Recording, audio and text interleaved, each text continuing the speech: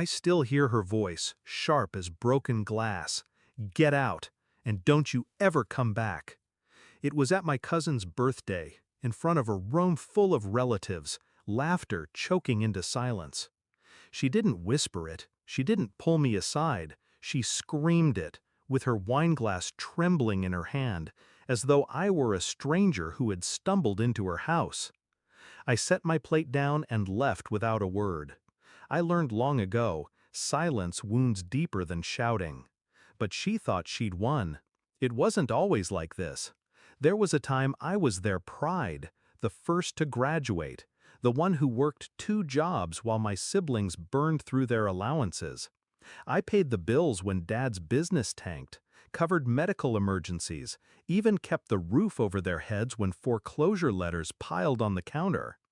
Every check I wrote came with the hope of finally being seen as more than a bank account.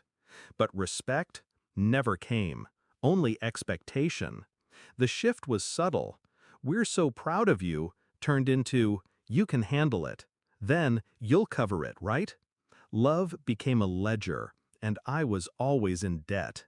I noticed the betrayal before she ever screamed at me. The little digs at family dinners. "You think you're better than us because you have money?" The way my siblings rolled their eyes when I mentioned work. The whispers I wasn't meant to hear. "She owes us. After all we sacrificed." Sacrificed? They had no idea how many nights I starved so I could wire money home.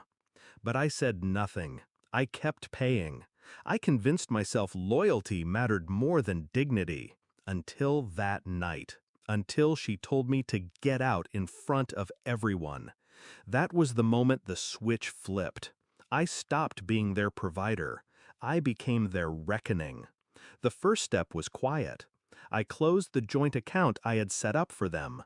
No announcement, no warning, just a signature at the bank, a transfer, and their lifeline was gone.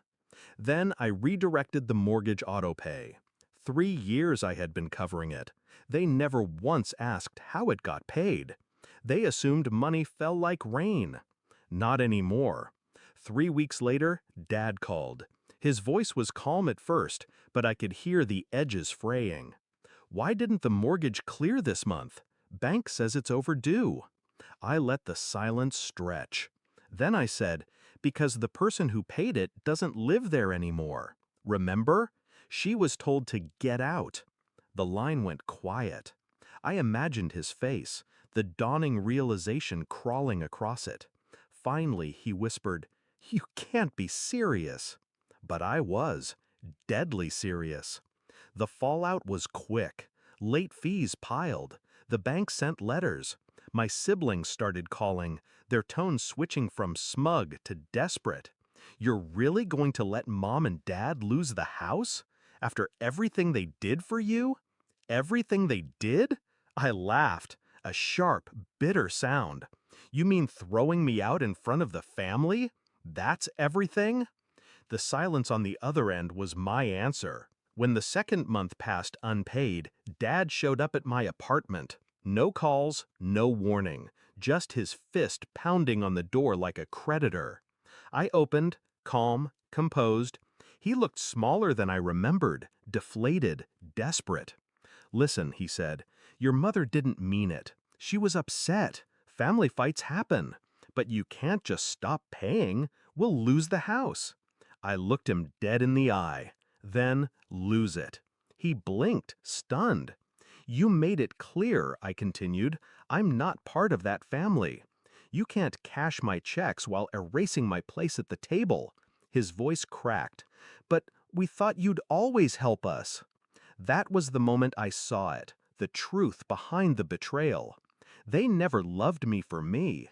They loved me for what I could provide. And without my money, I was disposable. They scrambled after that, sold jewelry, borrowed from cousins, tried to guilt me with long messages about blood and duty. But duty is a two-way street. They had burned the bridge, then expected me to keep rebuilding it from my side. Not this time. The day the foreclosure notice arrived, my sister called me in tears. "They're losing everything. How can you just stand by?" I almost pitied her. Almost. "You stood by when she told me to get out," I said. "Now I'm just returning the favor." And I hung up. The last time I saw them was at the courthouse steps. They looked hollow, beaten down by reality. My mother's eyes met mine, but there was no apology there, just anger. I smiled.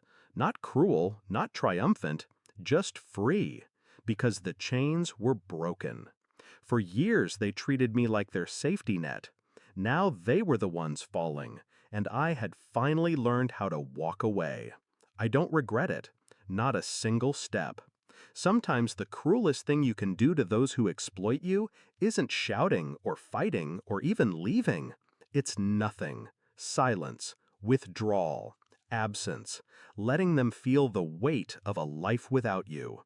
And that silence is what shut them down forever.